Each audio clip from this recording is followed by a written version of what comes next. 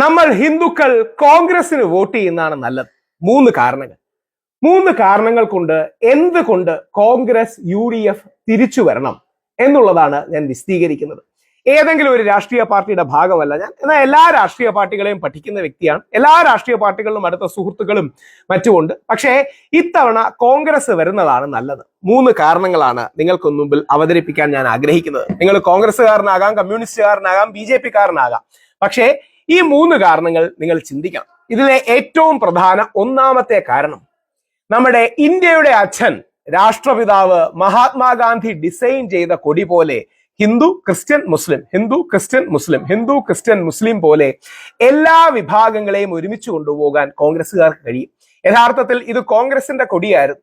ഇതിൽ ചർക്കയായിരുന്നു ഉണ്ടായിരുന്നത്. അതിനുശേഷമാണ് അശോക ചക്രം വരികയും ഇത് ഇന്ത്യയുടെ കൊടിയായി മാറുകയും ചെയ്യുന്നത്. അപ്പോ ആ ഇന്ത്യയുടെ കൊടിയിൽ വിഭാവനം ചെയ്തതുപോലെ ഹിന്ദു ക്രിസ്ത്യൻ മുസ്ലിം എന്ന എല്ലാവരെയും, വിശ്വാസി അവിശ്വാസി എല്ലാവരെയും ഒരുമിച്ച് കൊണ്ടുപോകാനുള്ള സെക്കുലർ എന്നോ ബഹുസ്വരമെന്നോ പ്ലൂറലിസ്റ്റിക് എന്നോ മതസൗഹാർദ്ദമെന്നോ പേരെന്ത് പറഞ്ഞാലും ആ ഫ്രെയിം വർക്ക് ഉൾക്കൊണ്ട് മുമ്പോട്ട് കൊണ്ടുപോകാൻ കോൺഗ്രസിനും UDF-നും സാധിക്കും. കേരള കോൺഗ്രസ് പ്രധാനമായി നമ്മുടെ മുസ്ലിം വിഭാഗങ്ങളടക്കം, കേരള കോൺഗ്രസ് വ്യത്യസ്തമുണ്ട്, എന്നിരുന്നാലും കേരള കോൺഗ്രസും മുസ്ലിം ലീഗും അടക്കം വ്യത്യസ്ത വിഭാഗങ്ങളെ ഒരുമിച്ച് കൊണ്ടുപോകാനും ക്രിസ്ത്യൻ മുസ്ലിം വോട്ടുകളടക്കം എല്ലാവരും ഒരുമിച്ച് കൊണ്ടുവരാനുമുള്ള വലിയൊരു കഴിവ് നമ്മുടെ കോൺഗ്രസ് പാർട്ടിക്കും UDF-നും ഉണ്ട്. ഈ കഴിവ് ഇന്ത്യയുടെ ജനാധിപത്യത്തിന് വളരെ പ്രധാനമാണ്. രണ്ടാമത്തെ കാരണം, സ്വാമി അയ്യപ്പൻ, ശബരിമല അടക്കമുള്ള വിഷയങ്ങളിൽ കോൺഗ്രസ് ശക്തമായി വിശ്വാസികളുടെ കൂടെയുള്ള നിലപാടെടുക്കും. അത് കോൺഗ്രസും എടുക്കും, BJP-യും എടുക്കും. CPM-ഉം ഇപ്പോ വിശ്വാസികളുടെ നമ്മളൊക്കെ മുമ്പ് പറഞ്ഞ നിലപാടിലേക്ക് എത്തിയിട്ടുണ്ട്. എന്നാൽ കോൺഗ്രസും BJP-യും കുറെ കൂടെ ശക്തമായിട്ട് എടുക്കും. പക്ഷെ BJP നമുക്ക് അറിയുന്നത് പോലെ BJP ഭരണത്തിലേക്ക് വരാനുള്ള സാധ്യതയില്ല. BJP-യുടെ ബെസ്റ്റ് കേസ് സിനാരിയോ 1 മുതൽ 5 സീറ്റുകൾ വരെയൊക്കെയാണ്. ഏറ്റവും കൂടുതൽ BJP-കാർ പോലും പറയുന്ന 5 മുതൽ 10 സീറ്റുകൾ വരെ മാത്രമാണ്. അപ്പോ BJP-ക്ക് തിരിച്ചു വരാനുള്ള സാധ്യതകൾ കുറവാണ്. അതുകൊണ്ട് കോൺഗ്രസിന് വോട്ട് ചെയ്യുന്നതാണ് വിശ്വാസികൾക്കും അയ്യപ്പ വിശ്വാസികൾക്കും ഒക്കെ നല്ലത്. വളരെ ശക്തമായ രീതിയിൽ ഹിന്ദു വിശ്വാസങ്ങൾക്കും ക്രിസ്ത്യൻ മുസ്ലിം വിശ്വാസങ്ങൾക്കൊക്കെ അവർ ഗുണം ചെയ്യും. BJP-യെ തെരഞ്ഞെടുത്താൽ പലപ്പോഴും ഉണ്ടാകുന്ന പ്രശ്നം, അവർ മുസ്ലിങ്ങളെ ദ്രോഹിക്കും, അല്ലെങ്കിൽ മുസ്ലിങ്ങൾക്ക് ദോഷകരമായ കാര്യങ്ങൾ കൊണ്ടുവരും. ക്രിസ്ത്യൻ സമൂഹത്തിന് ദോഷകരമായ നോർത്ത് ഇന്ത്യയെ കൊണ്ടുവരും. കേരളത്തിൽ ക്രിസ്ത്യാനികളുടെ വോട്ട് വേണമെന്നുള്ളത് കൊണ്ട് BJP-കാരെ ചെയ്യില്ല. പക്ഷേ നോർത്ത് ഇന്ത്യയിൽ പലപ്പോഴും SCR അടക്കമുള്ള കാര്യങ്ങളും അല്ലെങ്കിൽ കന്യാസ്ത്രീമാരെ ജയിലിൽ പിടിച്ചിരുന്ന കാര്യങ്ങൾ അടക്കമുള്ള കാര്യങ്ങൾ ചെയ്യും. അപ്പോൾ ക്രിസ്ത്യാനികൾക്കും മുസ്ലിങ്ങൾക്കും, നമ്മുടെ സഹോദര സമുദായങ്ങൾക്ക് പലപ്പോഴും ദോഷം ചെയ്യും.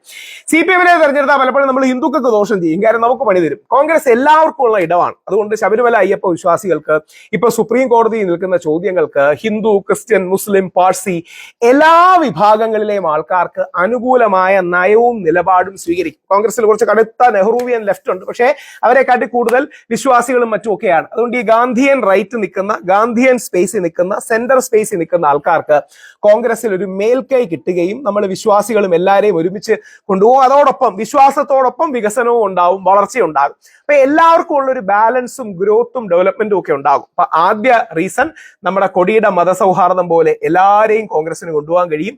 2, നമ്മൾ ശബരിമല വിശ്വാസികൾക്കും അയ്യപ്പ വിശ്വാസികൾക്കും ഹിന്ദുക്കൾക്കും അനുകൂലമായി കോടതിയിൽ എടുക്കും. അതും എല്ലാവർക്കും കൂടെ ഉണ്ടാവും. അതോടൊപ്പം വളർച്ച, വികസനം, വിതരണം, ഇങ്ങനത്തെ പല കാര്യങ്ങളും ഉണ്ടാവും. ഇങ്ങനെ ഒരു ബാലൻസ് ആണ് പലപ്പോഴും വേണ്ടത്.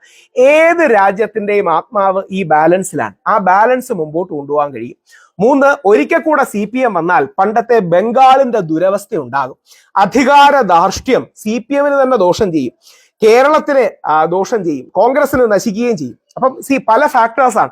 അതായത് ഒരിക്കൽ കൂടെ CPM അധികാരത്തിൽ വന്നാൽ വെസ്റ്റ് ബംഗാൾ അധികാരത്തിൽ ഇരുന്നത് പോലെ, അല്ലെങ്കിൽ കോൺഗ്രസ് ഡൽഹിയിൽ 3 തവണ അധികാരത്തിൽ ഇരുന്ന് ഇന്ന് 0 സീറ്റ് നിൽക്കുന്നത് പോലെ ഈ അധികാര തുടർച്ചകൾ ജനാധിപത്യത്തിന് നല്ലതല്ല. മാറി മാറി ഭരിക്കുന്നതാണ് എല്ലാവർക്കും നല്ലത്. അതുകൊണ്ടാണ് എല്ലാ പാർട്ടികൾക്കും അങ്ങനെ അധികാരത്തിൽ അവസരം വേണം.